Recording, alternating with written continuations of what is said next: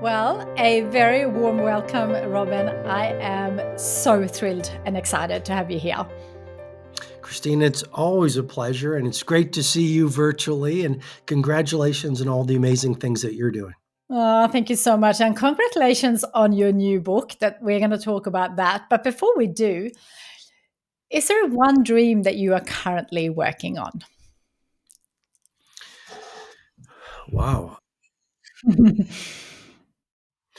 Right now, I just want to, it's really important to me to always keep the boots on the ground. Yeah. So there's a lot going on with the release of the Wealth Money Can't Buy and podcasts and lots of travel, etc.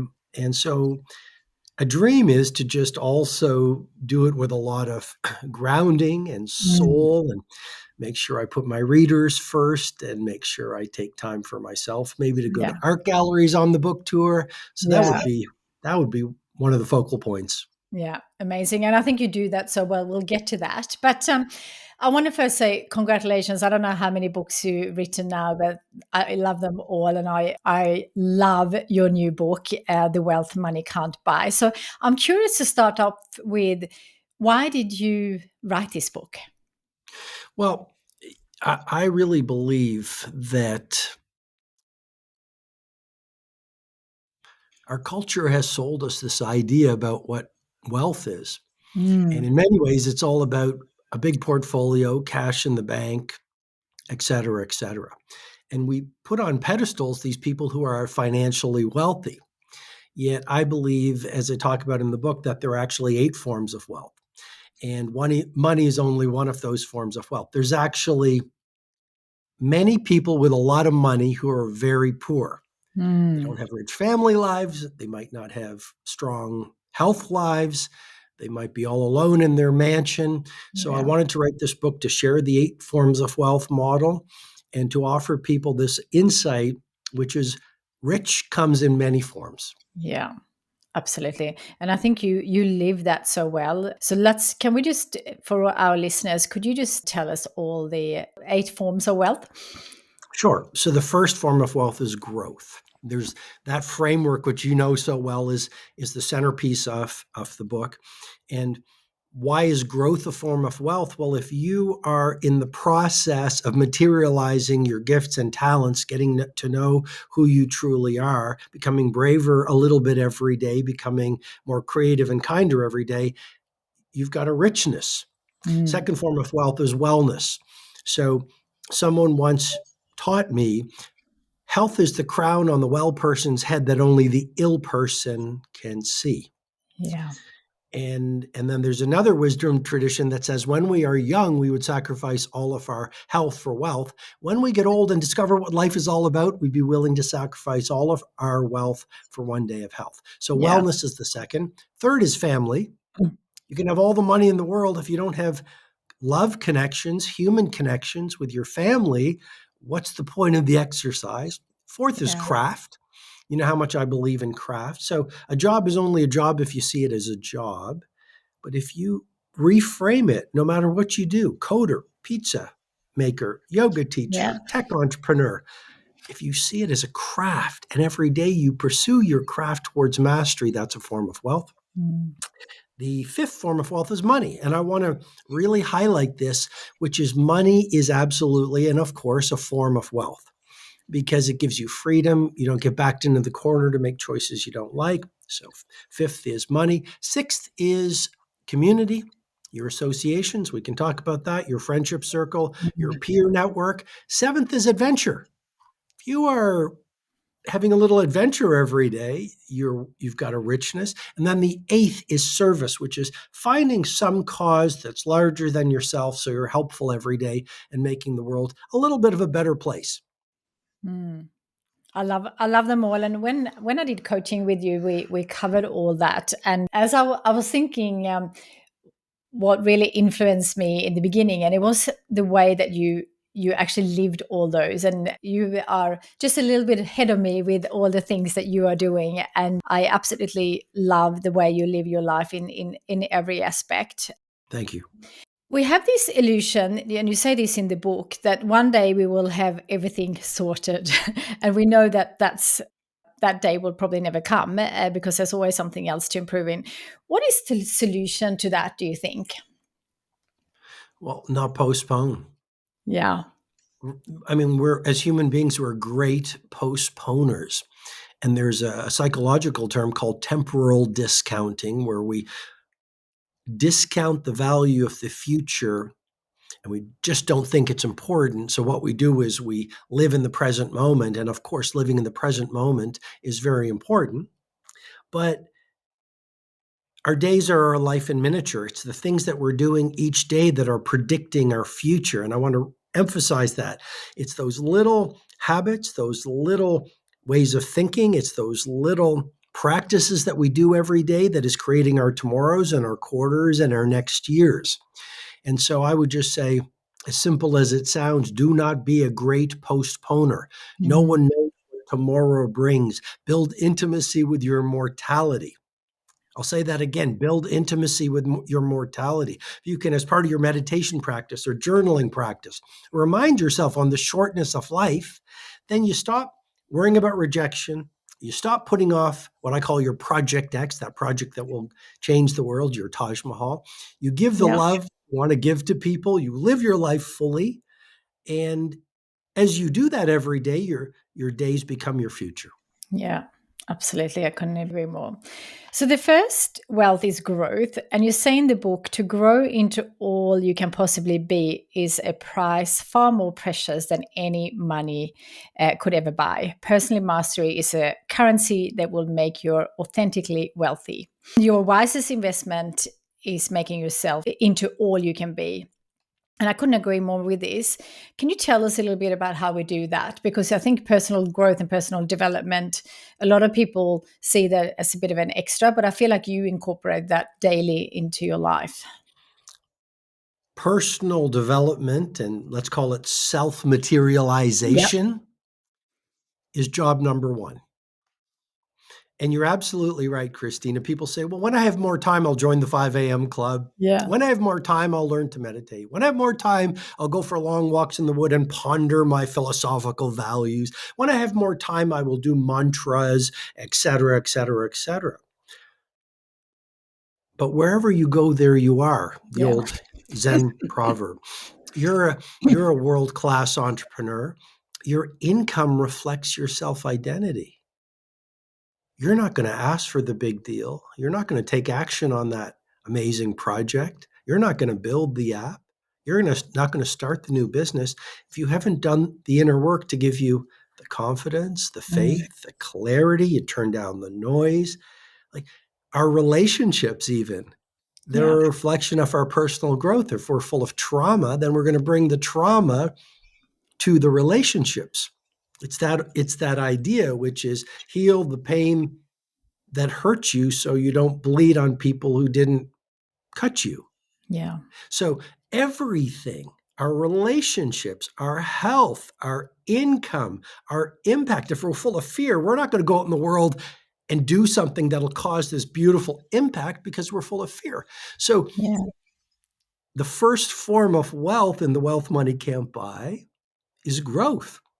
And I have one-on-one mentoring client, multi-billionaire. As you know, I've mentored billionaire sports stars, movement makers for decades. And one of them told me something I've never forgotten. He said, when I was doing a 4-hour morning routine every day, he goes, that's when I made the most money. 4 hours. Mm. It's so counterintuitive. We'd say 4 hours, I've got to take care of the kids and I've got to do this and then I've got to start work. Work on yourself because the world reflects who you are. Yeah. Yeah, I couldn't agree more. And I actually think that we actually don't dream big enough if you don't actually work on yourself. And a lot of people often, when they don't want to spend money on themselves, and I always think that that's the first thing you should do because then you will be making more money. Yeah, I'm just looking at, so the way the book is set up is for each form of wealth, there's about 20 chapters. And on this first form of wealth, here are some of the chapter names. Don't be a resentment collector. The best way to start is to start. Yeah. Fears are ghost stories and worship your wounds. So Mm. this is all, fears are ghost stories. I mean, we are taught to fear. We often pick up the programming of our parents around fear, often around money. Money Yeah. doesn't grow on trees. Don't play too big, you'll get hurt. Our parents loved us, or hopefully still do if you have your parents with you. And so we pick up all of these innocuous, invisible programs. They're subconscious. We go out in the world, we see the world not as it is, we see the world as we are. When we clean up our inner Mhm. world through all the tools and tactics I write about in the book, our outer world changes. Yeah. Yeah. Absolutely. Let's talk a little bit. You mentioned it already, but let's talk about the best way to start is to start. And I love there's a Zig Ziglar quote, which I know you know the you don't have to be great to start, but you have to start to be great. And why do you think it's so hard for people to start, and why is it so important to start? By the way, I don't think I've heard that Zig Oh, Ziglar quote. It's really great. Yeah, I call this the power of the start. There's this great Patanjali quote. I just happen to have it here with me. yeah, And if I perfect. just this is a quote that has helped me so much. And it's a little long, so please forgive me, but I think your No, many love it. readers and viewers and listeners will appreciate it. So this is Patanjali, the one of the great philosophers. He said, when you are inspired by some great purpose, some extraordinary project, all your thoughts break their bonds. Your mind transcends limitations. Your consciousness expands in every direction, and you find yourself in a new, great, and wonderful world. Dormant forces, faculties, and talents become alive, and you discover yourself to be a greater person by far than you ever dreamed yourself to be. And that's why I say in the book, it's the project that you are most resisting is the one that you need to start doing. Yeah, so true. And and I was having an interview in Dubai with this wonderful broadcaster, and she said, Robin, like, so how do we start? And the very question is almost a subconscious resistance. I mean, Mm, how do you start preparing for a marathon if you're a couch potato? Well, you get off the couch and you take the first step. You want to mm, be an author? How do you start? Like, how do you start? You pull out your phone and you write the first word. yeah. How do you start to find that great relationship of love? You walk up to the person in the grocery store and you say, "My, don't the bananas look good?" How how do you start the spiritual project that will fill you with inner peace in this world of polycrisis? You download the first app and you take your first meditation. It's not that complicated. Yeah, Lao Tzu said it well, the 1,000-mile journey begins with the single yeah, steps. yeah, And then why don't we start fear of success, yeah, fear of failure, fear of ridicule, fear of complexity, fear of change, fear of the unknown? We're full of fear. That's yeah, why MVP, one of the tools I talk about in The Wealth Money Can't Buy, meditation, visualization, and prayer. yeah, MVP, you'll become the most valuable player. Meditate, visualize, and pray. When do you do it? 5 a.m. to 6 a.m.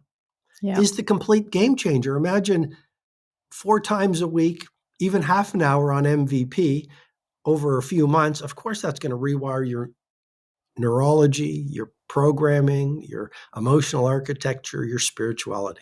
yeah, absolutely. And I have a lot of people in my coaching program that often don't believe that they can do it. And then I always say, just start, because if you start and you take an action every single day, there's no doubt that you will eventually get there. It might not be smooth, because often we see the plans, we want them to go up like this, but they're often a little bit ups and downs, and that's just part of life. And but if you take action and a little bit of a starting every single day, there's just no doubt that you'll get there.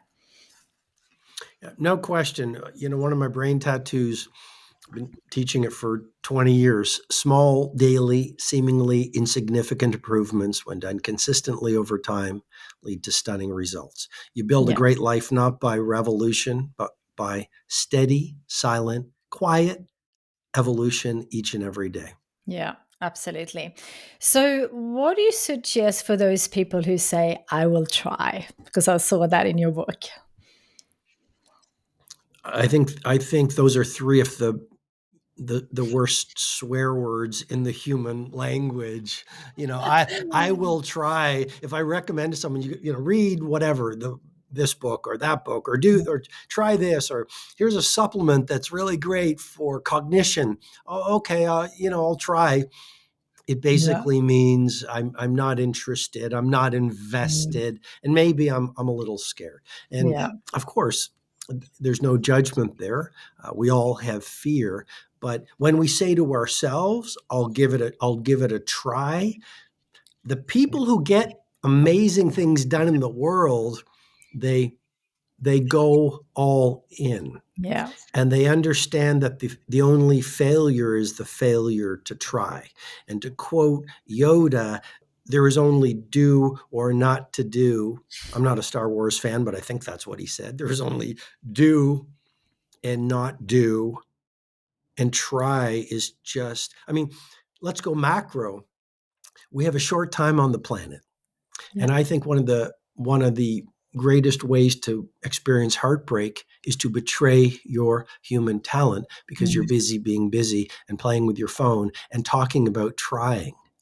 And Yeah. life is about getting in the game. It's about doing that project you want to do. It's about getting healthier and starting today, and then reading the books and getting the people around you that fortify that commitment. And yes, we fall. You're right.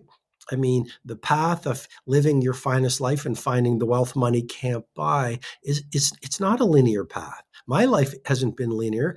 I've had tragedy and I've had victory. Yeah. And I just and when I have tragedy, I process the pain and I learn from it, and I turn my wounds into wisdom, and I use my stumbling blocks into stepping stones. And through a default, I just keep on saying, okay, how can I use this to heal and get stronger and become more loving and braver? I mean, it's the difficult times that teach you strengths. And when I've been in a season of victory, I enjoy that too. Yeah. But the path of life is a messy game, and it's a beautiful sport. Yeah. Yeah. Absolutely. So, talking about reading, you obviously an avid reader, and I am too. So, we're going to read your book once it's out in my book club called Grow. But I'd love for you to share the 45-15 reading rule. I'm not sure if I say that right, but you can repeat it if I don't. 45 minutes of reading every night, Yeah. and it's less scrolling, more reading. So build the Yeah. reading practice, and then spend 15 minutes after you've done the reading writing about what you've learned. Yes. So the Yeah. so the reading becomes sticky and sustainable. Often what we do is we read and then we go on to the next thing. Maybe it's watching a video, being with our family, or whatever. What I'm suggesting is 45 minutes of reading every night. I Yeah. mean, a home full of books is a gorgeous home. Yeah. You can play with your phone, you can change the world. You can't do both. Put down the phone, Yeah. spend an hour, 45 minutes a night reading. Read philosophy, read psychology, read prosperity, read history, Yeah. right? I mean, Winston Churchill said it so well. He said the best way to navigate the future is understand history in the past. So 45 minutes of reading, 15 minutes consciously saying, here's what I learned. And remember, we taught it when I was mentoring you in Icon X, it was like deconstruction. Yeah. Deconstruct what you learn, and every day. So Yeah. 45 minutes, 15 minutes deconstructing it, 1 hour, that's 1 hour every single day. Yeah, absolutely. And when I learned that from you, because I've always been journaling, but when I started doing that, and then I wrote my own book, I went through all that, and that's where I got all the good bits that I wanted to put into my book. And it's so powerful because I think, especially when you love books, because there's just endless of books to read, so it's easy to go from one book to the other without actually thinking through it properly. It's so true, and it speaks to this world we live in, where we live our lives like a 5 alarm fire. I'd Yeah, rather master 3 books this year than buy and download 500 books. I'm here in London. I think the last time I actually saw you in person was in London, I yeah, believe. yeah, And So the other day, it was a very full day, and I said, I'm going to do something for myself. So I went over to one of my favorite bookstores in London, Hatchard's. I don't know if Yeah. you've ever been to Hatchard's. Mhm. And I just went through the stacks and I found the right books for me. And I find books very soulful. I find, a quiet night, if you can be alone, Mm. have a nice cup of tea, play some nice music. I like country music, and just read a thoughtful book. Reading is having a conversation with the author. And I just find you can be on the phone, but I find you put down the phone and you're still a little bit activated, Yeah. but you read and it just calms you and you feel like you're reading something rich. So there's a chapter in the book. It's the human who learns the most wins. And I'm a huge fan of reading. Yeah, absolutely. Can we talk a little bit about the solitude? Because that's coming up. There's a whole chapter around that. And I think you see it as part of the wellness method. And and it's interesting because when I used to do similar to you, when I have a big day or a big project that's just about to finish, I then go often and stay in a nice hotel or a nice house, and then I bring books and I completely turn off. And I share that often with people that I do that because that's kind of my reward when I work really hard, and that's kind of my something to look forward to. And so simple, but a lot of people actually think that that's the worst that you can possibly do because they can't be alone. So I'd love for you to share a little bit about how can we be. It's not for anyone listening. It's not going out and being in a hotel room with your phone. It's actually completely turning off, and books and journals are allowed. Yes. Well, genius loves solitude. Mm. And we could get into the neuroscience of it, transient hypofrontality, which is essentially when we get into quietude and solitude and just get rid of distraction, the prefrontal cortex, the seat of reasoning, but also the seat of the monkey mind and the mental chatter, it starts to slow down for a period of time. And there's a pharmacy of mastery that's created. And for a short period of time, we go into flow state and we get our greatest work done. We get our billion-dollar ideas done. We get our deepest inner transformation done when we are in flow state. Flow state happens when we are alone. And not only when we're alone, when we are distraction free. Yeah. So I have this concept called the tight bubble of total focus. And I think there is huge value in going to a hotel room. I get my best ideas in hotel rooms Yeah. or on airplanes. I Yeah. mean, I'm not judging, I'm just reporting, but people on airplanes, they're watching the screen, they're drinking too much, they're eating too many peanuts, et cetera, et cetera. If you got a 4 hour plane ride, you can put Yeah. on your headphones, listen to some great music, pull out your journal. I know you love journals so much. Write a vision for your next 3 years, deconstruct how your business is going, write a list of the things that you want to get done. It's such a beautiful time. Yeah. So being quiet. And also I have to say, if you look at the greatest artists or statespeople, I mean, Winston Churchill had Chequers, the official country home for the prime minister. And in the middle of World War II, with a little motorcade, he would leave London and he would go there and he would smoke cigars in the rose garden and he would think and renew. James Yeah. Bond had Goldeneye. He'd get away from the world in this seaside retreat where he would go into flow state and then start downloading the ideas for James Bond. You Yeah. look at J.D. Salinger, one of my writing heroes who wrote Catcher in the Rye. He lived in a concrete bunker for many years of his life. So I think the takeaway, and this is just one of the through lines in The Wealth Money Can't Buy, which is we live in a world of people suffering from broken focus syndrome. And Yeah. we are becoming a society of addicts. And Yeah. we absolutely must find ways. I talk about a lot of tools in the book to break free of this addiction to scrolling and comparing and entertainment so we can build our life not as maximalists, but minimalists who focus on the wealth money can't buy. I love that. And you also talk about to have like a dopamine detox. I love that because as we are recording this, I'm about to go to Antarctica for the first time. And I thought that was an opportunity to actually get rid of my phone for a few days. Obviously, I will take photos because there will be so many beautiful opportunities to do that. But I'd love for you to talk a little bit about how we commit to a dopamine detox. Sure. So when we check the phone, there's a little shot of dopamine. When we look for a like, there's a little shot of dopamine. When we are doing something difficult, writing a hard book, writing a hard screenplay, working on a work project, maybe meditation, and we reach for some kind of shiny digital toy, we do that because there's a feel good, a neurochemical feel good release. And just like any addict, we must break.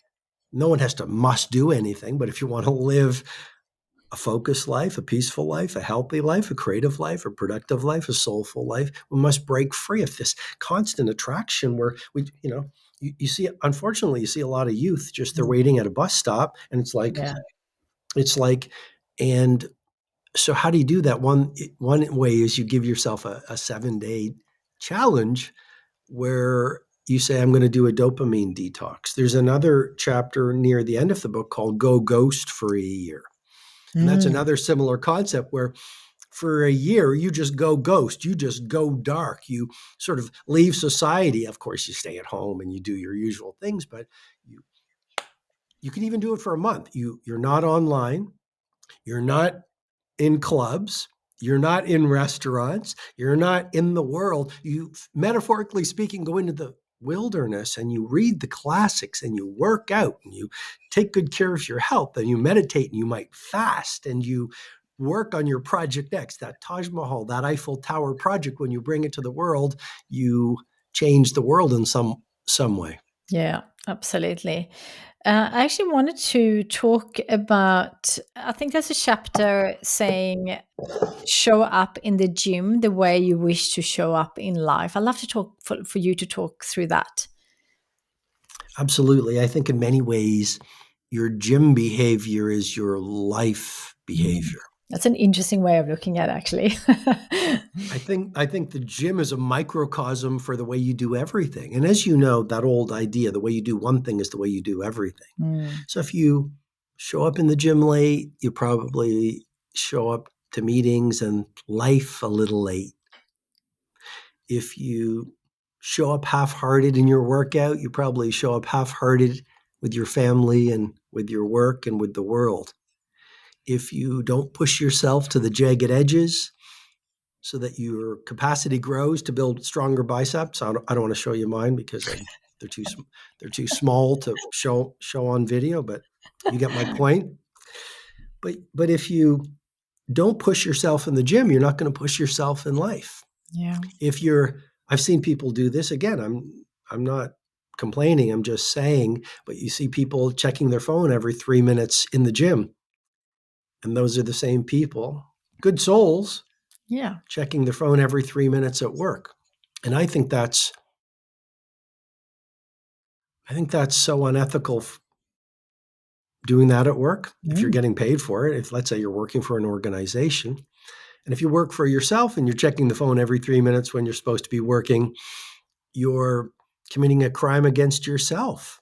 Yeah. You're Yeah. betraying your talent. You're denying the world of your magic. You're missing out on that wealth inside of making your genius and your gifts and your talents real. So Yeah. the way you show up in the gym is really a great way to understand the way you're showing up in life. Yeah. I really love that because it was really got me thinking how I how I show up on that. So that was really, really great. I also another thing that I really loved in around the health wealth is how do we microdose meditation? I love that chapter.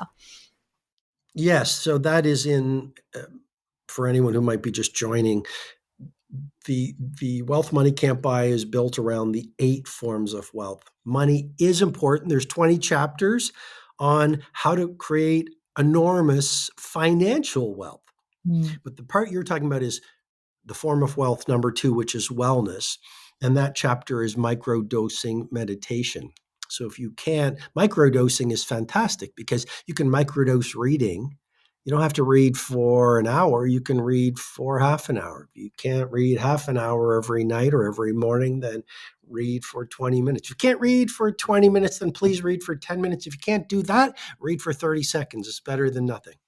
And Yeah. all it takes is one idea to drop in your consciousness that revolutionizes the way you see the world. So, microdosing meditation, personally, I love long meditations. Mm. That's why a lot of the apps don't really work for me. They're just too short. I like to drop down and go into another world. Yeah. But if you can't do an hour or 2 hours, then do half an hour. If you can't do half an hour, then microdose it down to 20 minutes, if not 10 minutes, if not 5 minutes, if not 1 minute, just do a 1 minute meditation. It's Yeah. better than nothing. Yeah, absolutely. I couldn't agree more. And I think once you get into it, I think it's the most important thing is just to start small so people get the habit of getting into it. And then you just, I kind of crave it now. So I can't see not doing it. Another thing that I absolutely, I mean, I loved everything in the book, but how do we supersize our gratefulness? Because I think that is so important. Yes. So I call this value chain gratefulness. Mm. So just imagine you are at the grocery store, Christina. Why not, while you're getting ready to pay, as the cashier is checking the prices of the bananas, there I am on the bananas again, and checking the thing, you silently do a prayer for the cashier in front of you. And then you reverse the value chain and you say, I'm going to also say a silent prayer for the person who stocked the groceries on the in the store. And then you reverse the value chain and you say, I'm going to quickly say a silent prayer for the truck drivers who worked really hard, maybe away from their families, who brought the food to the store. And then I'm going to go back to there and the people who loaded, I'm going to say a silent prayer of gratitude for the people who loaded the food onto the truck. I'm going to go back to there and I'm going to say, I'm going to also thank the farmer. I love farmers like salt Mm. of the earth. I'm going to thank them.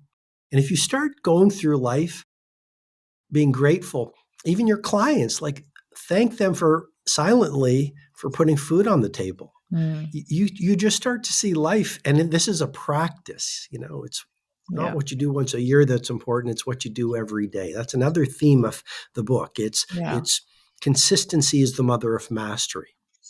It's the Yeah. small little things you do every day that over time have huge results. But I really feel I have a sacred bond with my readers. I wrote this book over a year, and I posted this on my Instagram, but I did like over 20 versions of the manuscript. I mean, I suffered on the Wealth Money Can't Buy, but I did it to pursue my craft. I did it because my parents' name is on the front cover. I did it because I'm only as good as my last book. And I Mm. did it because I have what I call a sacred bond with my readers, and they trust me, and I love them. And that's Mm. where personal development comes in again. I love my readers. I love my clients. And because Yeah. I love them, I want to be generous and give them and serve them. And people feel that in the pages or in my events or whatever.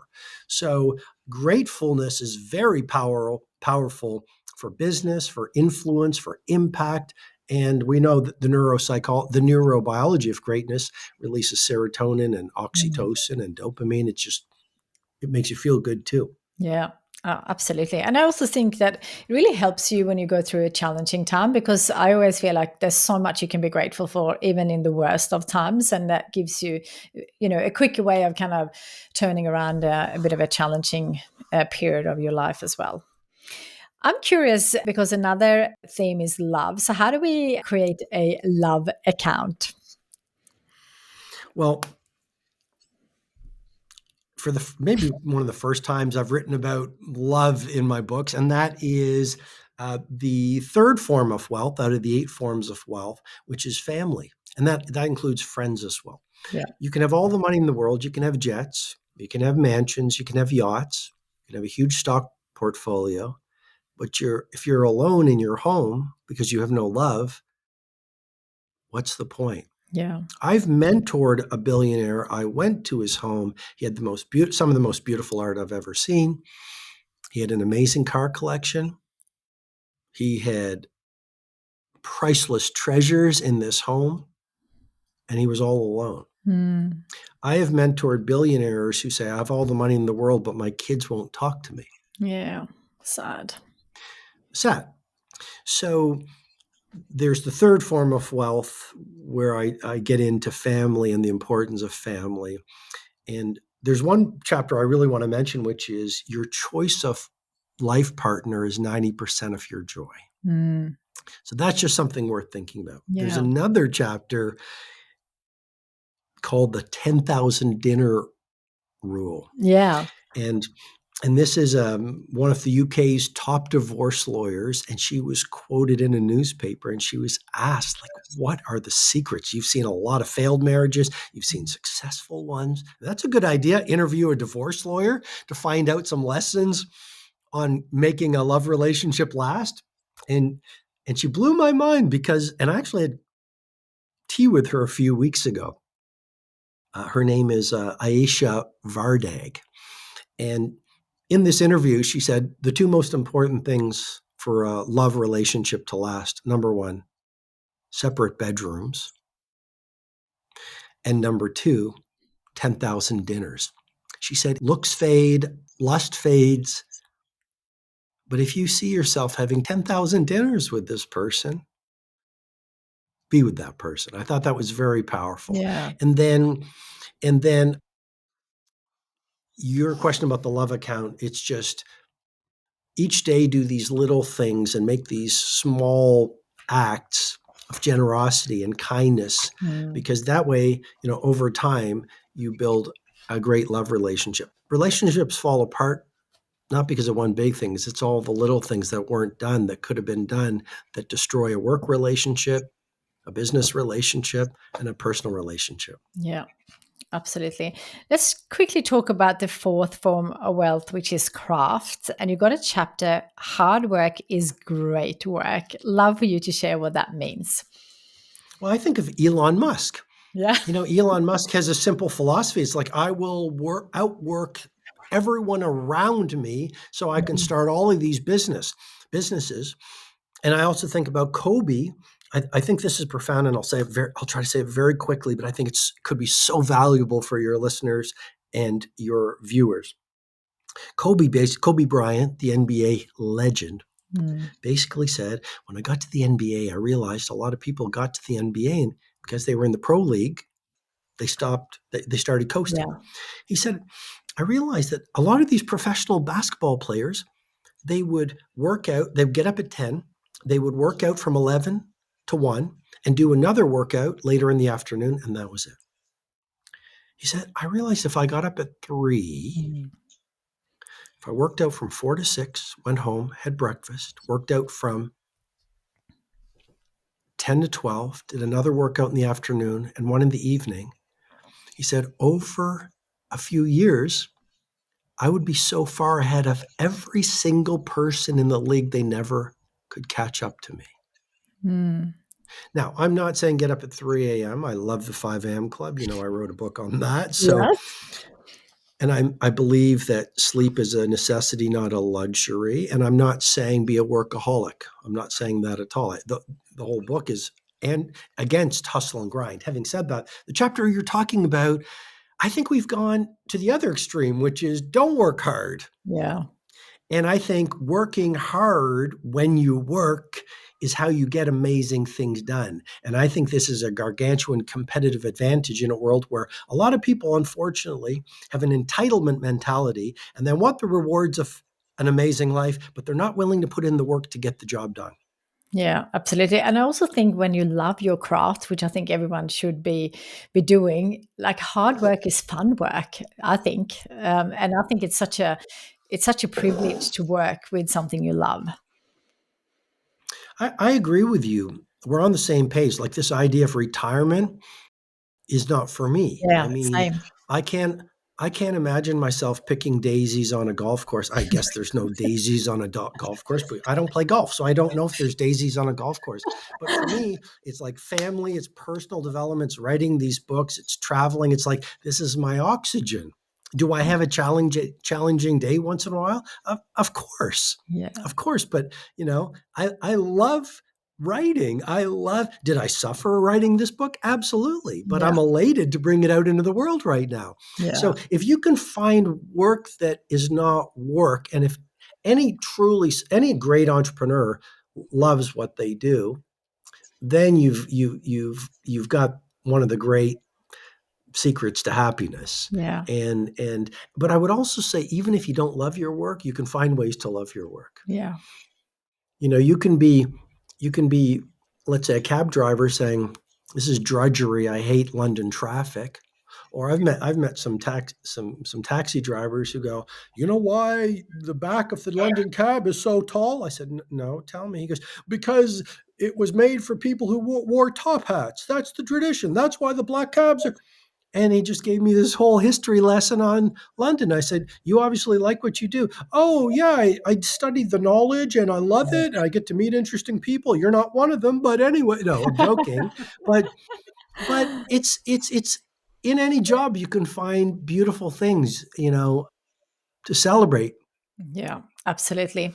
I couldn't agree more. I just wanted to, before we finish off, I just want to say I love this chapter, Live Your Hero's Life. And when I was reading that, and then I did my journaling after, I do realize that a lot of inspiration for my own life is from you, which is you are one of my heroes, Thank you. and it's been so nice to reflect on that because the 5 a.m. club definitely influenced by you. The way you exercise when you travel, I always found that challenging, and I always love learning that from you. And also it was funny because there's also a chapter, I'm not sure exactly what it's called, about eating your last meal today or something like that, and I was thinking about you as I was making dinner before, and I just want to thank you for being my hero and so many of our listeners hero as well, but also for sharing it. It's one thing to live it, but also sharing it in our book. So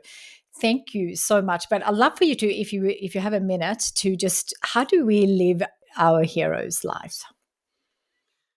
First of all, I have to thank you for such an incredibly generous comment. And Christina, it means a lot. Oh, thank Um, you. you're having such an impact on so many people. You're a great entrepreneur. Every time I've encountered you, you have this light and this smile, and it really means a lot that you've met so many successful people, and it means a lot that you would say that. So No, I but it's thank you for that. And what I would also say is, get some better heroes. And, no, I feel like I'm living my dream life, and I love it. And there's so oh, many influences that you had on me, and there's probably more thank than that. you. But yeah. Thank you.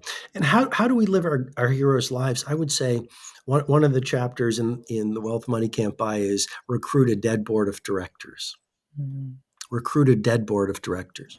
So make a conscious choice, do a thought exercise of saying, who would I like to have counselors Mm. guiding me each day? If I had a board of directors, who would they be? And then find their books or maybe their lost audios or whatever. Could be Churchill, could be Hedy Lamarr, could be Picasso, could be Einstein. All these people are available through their books. Yeah. And maybe find 5 of them and then see them as your dead board of directors and read their biographies and get to know them. And then when you have a difficult question, because in many ways, a gorgeous life comes down to excellent decision making. Mm. A lot of us just make really sloppy, thoughtless decisions. Pro tip, don't make decisions when you're tired. Yeah. So, and then what you do is when you have to make a decision in love, in business, in your finances, in your spiritual life, you go into your meditation or you pull out your journal and you ask Winston Churchill and you ask who Beethoven, what would you do on a Mm. creative thing? Beethoven, J.D. Salinger, Emily Dickinson, what would you do here? And you start to make much better, much more thoughtful decisions. I love that. That is the most beautiful way of ending this super inspiring conversation. Thank you. You've been here now 3 times on my podcast, and I am now excited for the next one. So thank you so much for writing this incredible book. And we've got about 70 members in my virtual book club from people all over the world, and we'll all be reading that together. So, and of course, implement it, journal about it, and do all the things that you are teaching us. So, thank you so much. Thank you, Christina. If anyone wants to get The Wealth Money Can't Buy, it's on the digital stores and in bookstores all around the world. So Yeah. thank you so much. Great to see you again. Yes, great to see you too. Thank you so much.